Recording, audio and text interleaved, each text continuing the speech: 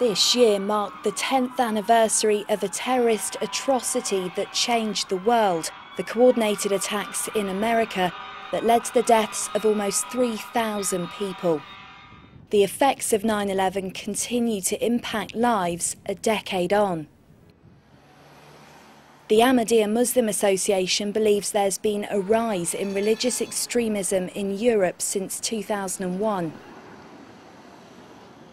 A debate on the issue called Murder in the Name of God was held at the European Parliament in Brussels. This is a message from His Holiness Hazrat Mirza Masroor Ahmed, head of the worldwide Ahmadiyya Muslim community. And he says, "Let me first thank all of you for participating in this debate. It is taking place at a time when both religious extremism and right-wing extremism seems to hold the world to ransom, while the man in the street is too preoccupied with the struggle for existence. Although the trend of civilization is towards unity, and it is claimed that we live in a global village, mankind has never stood so disunited." The debate looked at some of the root causes of extremism, where it started, and what measures the European Parliament could take to tackle it. One thing that people should say today, and I will certainly be saying myself, is that there are no easy answers to this.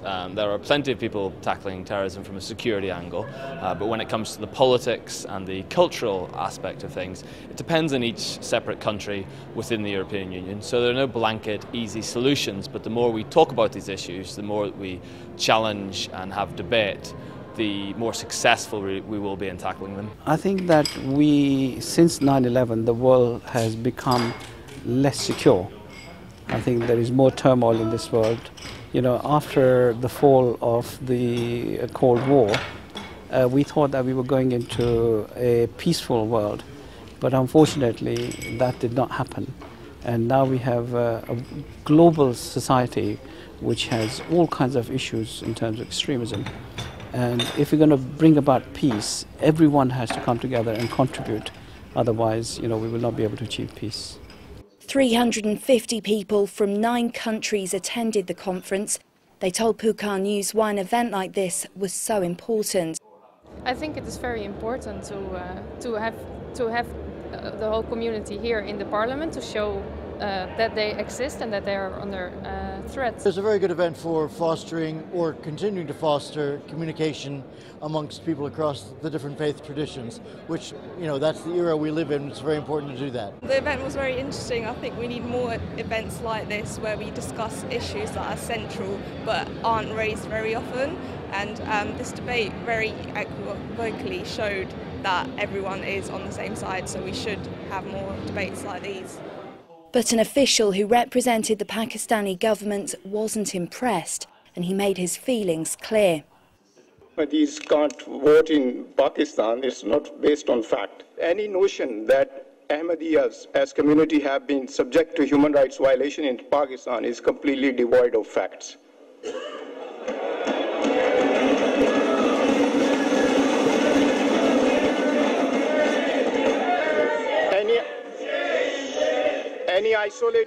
Any isolated incidents in Pakistan cannot be characterized as religious violence against particular minorities. As a matter of fact, such incidents were the fallout of the ongoing war against terrorism and extremism. I'm very glad to be here. It was very interesting to hear what was said. And I thought it was very unfortunate. I believe the gentleman that walked out was from the Pakistani government. So I think that was quite sad that they didn't recognise what was being said as the truth. In recent years, fundamentalists have targeted minorities and those from other faiths in a number of countries. In Pakistan, Ahmadi Muslims, Christians, Hindus and Sikhs have suffered years of abuse and years of burying or cremating victims of indiscriminate attacks. Earlier this year in Indonesia, violence reared its ugly head when a machete-wielding mob killed 3 members of the Ahmadi community. There have been countless incidents too of churches being burnt and people losing their lives, murder in the name of religion.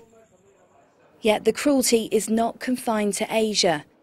The tragic deaths in Norway this year shows that religious ideology is being used by fanatics for their own purposes. Delegates heard that extremism is being imported into Europe at an alarming rate. The government have their own ways of dealing with it. Sometimes I feel that one of the things that we have in the West, which is very valuable, is free speech. And when you have free speech, it means that you have to allow everyone to air their views. And this obviously also gives the extremist element in our society to air their views. And sometimes, if they're not properly regulated, then you can find that they will be spreading discord in society generally. Since 9/11, Al-Qaeda have claimed responsibility for horrific acts around the world. But what influence have they had on other terrorist groups? Certain organisations have mimicked the Al-Qaeda model to a certain extent. I think there's no organisation that really comes into comparison in terms of the global network of Al-Qaeda, and you can talk about Al-Qaeda Central, if you like, associated with Osama bin Laden, but also Al-Qaeda-inspired terrorism around the UK. What has happened is that affiliate organisations such as Al-Shabaab or Al-Qaeda in the Islamic Maghreb, former Algerian Islamic fighting groups, those organisations have become more active, while arguably Al-Qaeda Central looks a little weaker. So what message do the panellists hope to convey? Tolerance, peace, and that we want to basically face down the extremists within our societies, religious extremists, who incite violence and hatred. And I think that the Ahmadi community, who are a model community in terms of integration, work for charity, tolerance, these are the people who need to be promoted. As I will say in my speech, the Sufi tradition of Islam needs to be reinforced, and the Salafists, or the hardliners who preach violence and hatred, need to be shouted down and need to be isolated. The Ahmadiyya Muslim Association says more needs to be done to prevent the spread of extremism in Europe and across the world. And they believe it's vital that those responsible of religiously motivated violence are brought to justice.